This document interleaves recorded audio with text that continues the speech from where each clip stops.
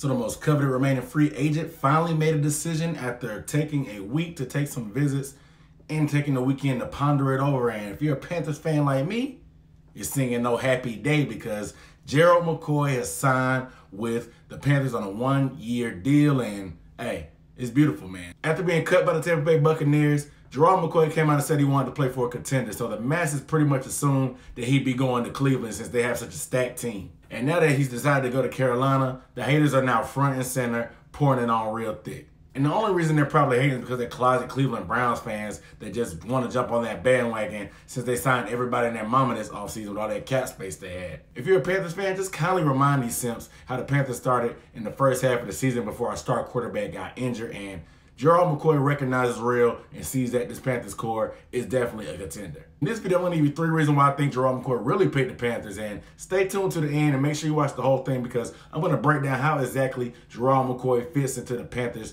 new defensive look.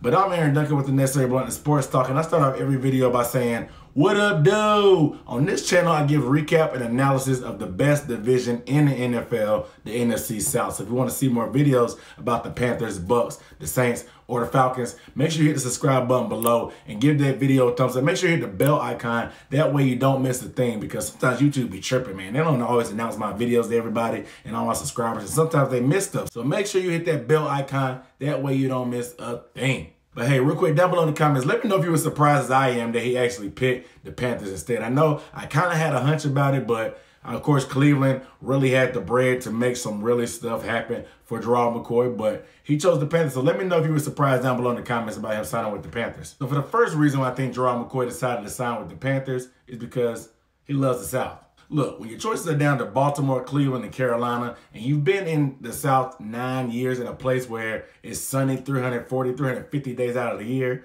how far do you really want to go away from that southern climate and enjoy that weather? I know he has his family that's still going to be staying in Tampa, so Carolina is the most logistically close place for him to play. But just look at Cleveland. It's like a cold, dreary, all kind of cloudy, snowy place, and nobody really wants to be there. Hell, LeBron James was born and raised there. He actually got drafted by the Cleveland Cavaliers, and he deuced up out of there 2 separate times. So if a guy like that doesn't want to stay, why would anybody else want to play there for a long time? The second reason why I think Gerald McCoy decided to sign with the Panthers is because the culture. And regardless of what people say, Carolina Panthers have one of the best locker room cultures and team cultures around the league. And ever since they got Jerry Richardson up out of there, it seems like they're one of the most progressive teams in the league too by signing Eric Reed, a guy who has a lot of controversy behind him, but they decided to look past that and stick to football and keep him on the team and bring the best player in on the team that's going to make plays. Whether you like Eric Reed or not, players tend to respect certain stuff like that about organizations when they let guys actually have a voice and have a personality for themselves.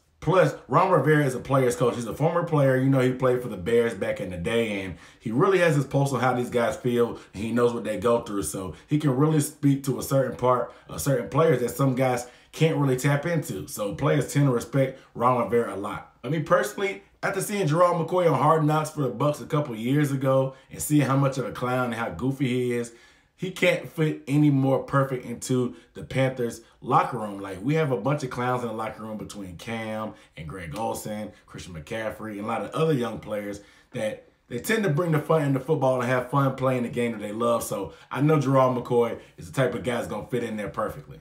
And the third reason why Gerald McCoy decided to come to the Panthers, and which everybody's kind of picking from, I guess, for saying this, is revenge, of course. Now, revenge is a dish best served cold. However, he's not going to Cleveland to freeze his butt off. He's going to stay in Carolina where it's nice and warm and pleasant most of the year and get his chance to take 2 shots at the Bucs every season. We all know that staying in the division is always a popular thing to do for guys because it gives them a chance to give the middle finger to their former team a couple times a year. And we've seen it happen a few times in the division. We saw Dontari Poe come to Carolina from the Falcons. We saw Kurt Coleman leave the Panthers to go to the Saints. We saw Ted Ginn leave the Panthers to go to the Saints. We saw Roman Harper come from the Saints to the Panthers. So it's always a lot of shuffling going on in this division, and it doesn't surprise me that something like this actually happened again. McCoy, of course, said it was a factor, but not the biggest factor. So that's why I got it as number 3. But Ian Rappaport reported that the Ravens actually might have offered probably double of what he signed for in Carolina. So that's a lot of money for revenge, you know what I'm saying? You can't really put a price on something like that, and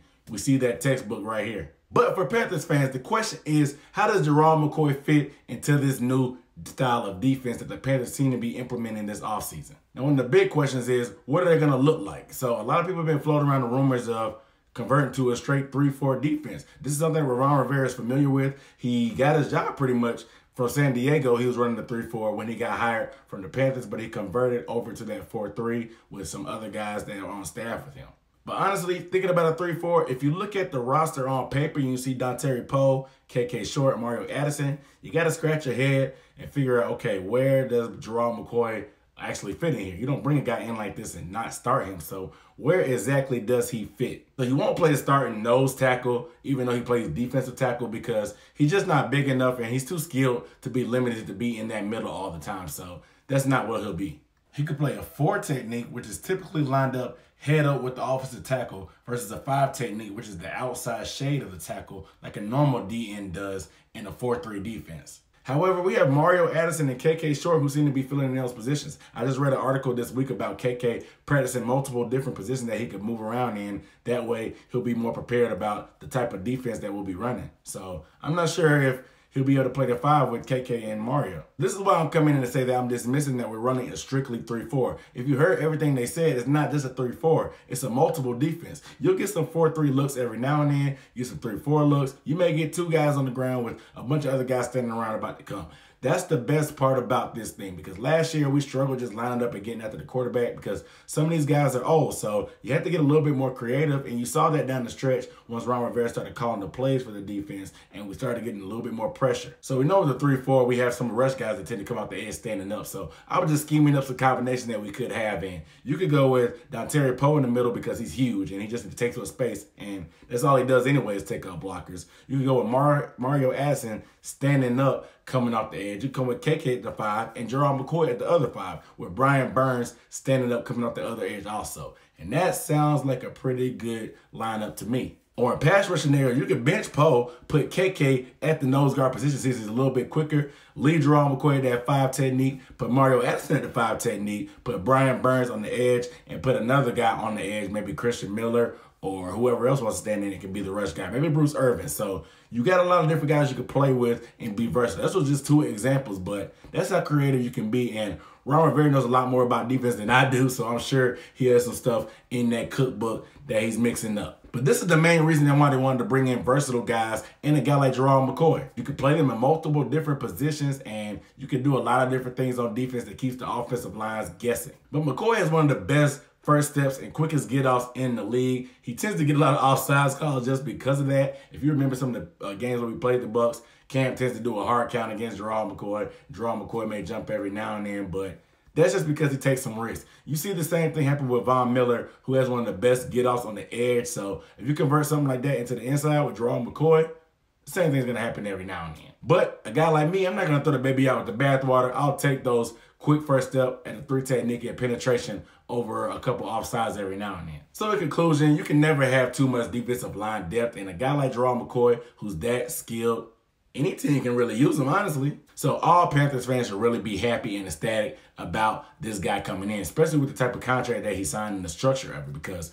I looked at the structure and some of the numbers on this, and Ian Rappaport is reporting the following. The full breakdown of the deal is 1 year, $4 million to sign, $3 million base, $500,000 in camp roster bonus, $500K in 45-man per game bonus, plus 6.5 sacks for $500K. 8 sacks gets a $1.5 million, $250,000 for a Pro Bowl, $250,000 for playoffs, but only $4 million of it is guaranteed. So he gets up to $10.25 million. Don't ask me how that math works out. I'm not a capologist. Don't ask me about it. But it's a team-friendly deal that's incentive-based that helps the Panthers a lot because they still have the flexibility to sign a decent safety if they wanted to, with about $6 million in cap space remaining. As if Gerald McCoy needed any more incentive to add on to being able to play his former team twice and getting to play them as early in the season as they will be when they face off on that Thursday night matchup. That contract is just icing on the cake. So without further ado, I'm Aaron Duncan with the Necessary Button Sports Talk. You guys let me know down below in the comments what you think Gerald McCoy's impact will be on the Panthers defense. But without further ado, I'll see you next time. Peace.